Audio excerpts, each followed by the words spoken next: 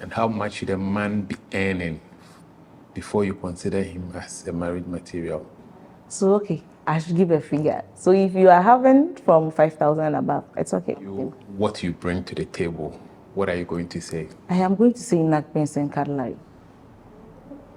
Seriously, I'll just say napkins and cutlery. What do I bring to the table? I'll just say napkins and cutlery.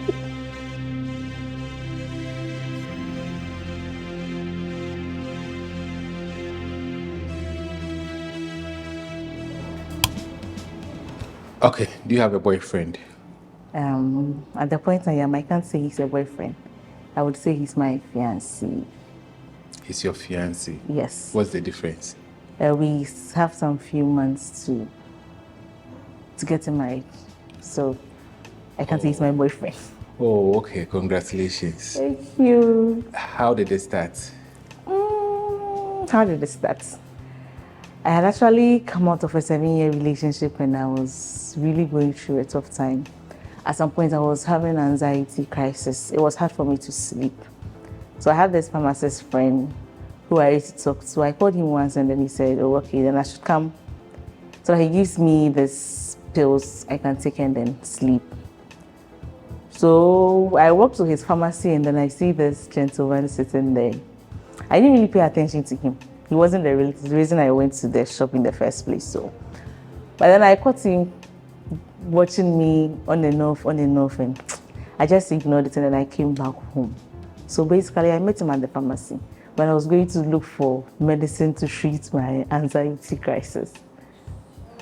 So he became the medicine you needed for anxiety? I think so, because I actually never took the medicine.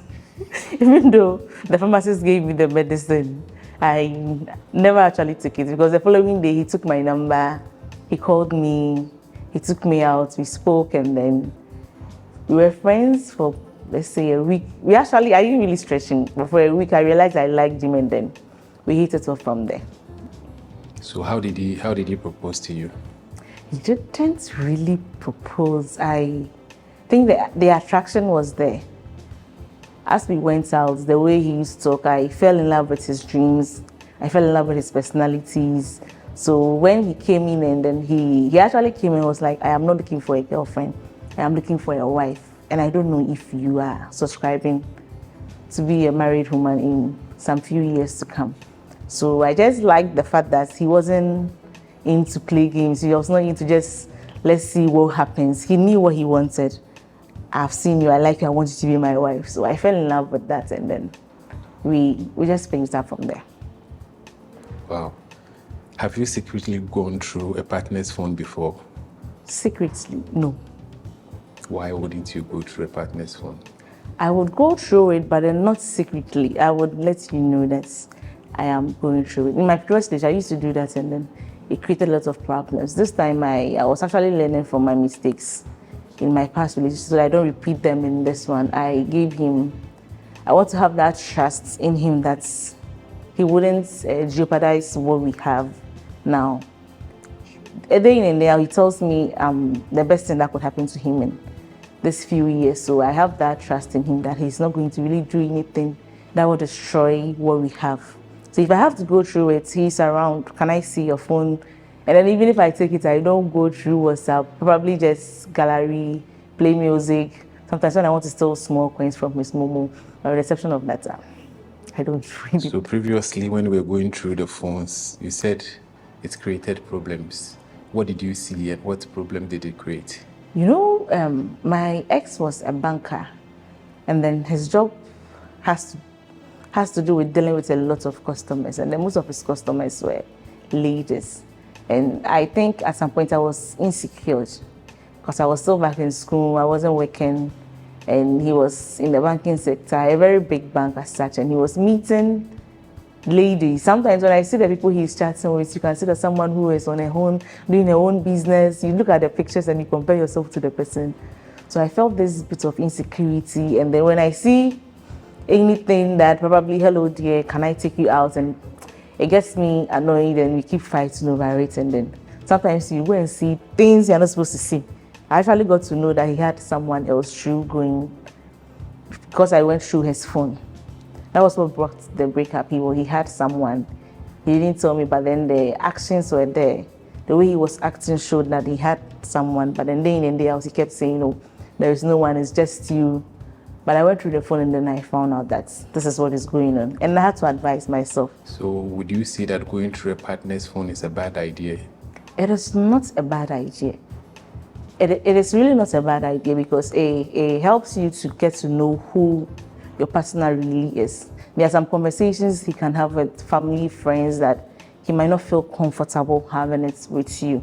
But then to me, mine is just have the trust in that person you are with. If you build that friendship, if you build that confidence and trust with him, he would come to you if he's faced with any difficult challenges. He only starts hiding things when you haven't built that confidence for him to trust in you, or you have not developed that friendship with him.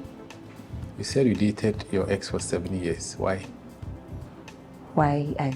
Probably I was young. I met him when I was very young.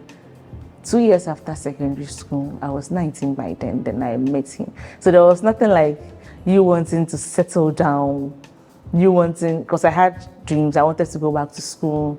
By then I was working. I wasn't having money to go back to school. So I was working. I wanted to go back to school. So marriage was really off the market. So I went to school. I was with him. I went to do service. I was with him. I got a job. I was still with him. So all those years counted as part of the years we stayed together. Okay. What is the largest amount you've ever spent on a man? Largest amount I've ever spent on a man? I think it's 1,000. What happened? What did you get him with that 1,000 cedis? I actually sent it to him. Why did he need 1,000 urgently? Was his ladies thing to need money urgently? Oh, not that. He was driving somewhere and then the car got into an accident and he had to settle those he hit his car with. And then he called that he needed money too. So I just had to send it to him. And what's the most expensive gift you've ever received from a partner? Most expensive gifts? I should say a phone. Because I wasn't expecting to spend that much on the phone. The phone was around $500. Yes. And I felt he didn't really tell me he was buying that phone. If not, I would have collected the money and used it for other things. But then I was just home and then he bought the phone. I had to Google, and then when I saw the price, I was like, hey, brother, why would you spend such an amount of money on a phone that I could have even gotten a more cheaper one? How much should a man have in his account for you to consider him as a marriage material? To me, he should be having a job, a sustainable job that he's doing. As to how much is really in his account, people can have a lot of money in their accounts, but then they are not marriage materials. And then marriage is not about how much someone has in his or her accounts. It has to do with how ready the person is, because we realize that marriage is not just the one-day events. It is getting into it, the things you do day in and day out to make sure the marriage actually works. We're going into the marriage to build the marriage. So if you are concentrating on how much the person has in their accounts now, what if tomorrow something happens and then everything leaves the account? Doesn't mean the person is not someone you can marry again. So to me, I feel it doesn't have to do with the money the person has. It has to do with how ready the person is, how willing the person is ready to build the life or the family with you. And how much should a man be earning before you consider him as a marriage material? If you have a job, it's enough. It shouldn't be how much you are earning. To me, if you have a job, it should be enough. Would you consider a man who earns 350 cedis a month as a marriage material? No, I wouldn't say he's not. To some ladies, he could be someone they can settle down with. But you know, when you get to a certain point of life, there are some people you meet. I don't think I would meet somebody who actually earns 350 a month because of where I work in. So where you are now, where you are now, and the people you meet, how much should a man be earning for him to meet your expectation as a man you can settle down with? Okay. So, I should give a figure. So if you are having from 5,000 and above, it's okay. 5,000 and above? Yes. It's okay? Yes. So anything less wouldn't do? Anything less, if you have other side jobs that can help hold the family, it's cool. But then if you don't have any other side job and then it's just your 5 to 8 job, then I think your 8 to 5 job, then I think 5,000 should be enough. If a man asks you what you bring to the table, what are you going to say? I am going to say napkins and cutlery. Seriously, I'll just say napkins and cutlery. What do I bring to the table? I'll just say napkins and cutlery. Why? Oh, you don't have anything apart from napkins and cutlery? Yes. What do you want me to bring to the table? I am very sure before you approach me, there might have been something you saw, or there's something you think I have that can help you, that you can also use to help so that we build our lives. So I don't think you coming to ask me. So what if I tell you that, okay, what can I bring to the table? My father is John Mohammed's driver, so I can bring a car, and then we get into the marriage and actually I don't have anything to bring to the table. Then what happens then? So then I feel when you are with the person, you don't even have to, when you get to meet the right person, you wouldn't have to ask, what do you bring to the table? Because you know what the person is bringing before you even make that decision to stay with the person. Who would you rather marry, a virgin or experienced partner? An experienced partner. Why do you need an experienced partner, not a virgin? I don't know. I can't teach you what to do.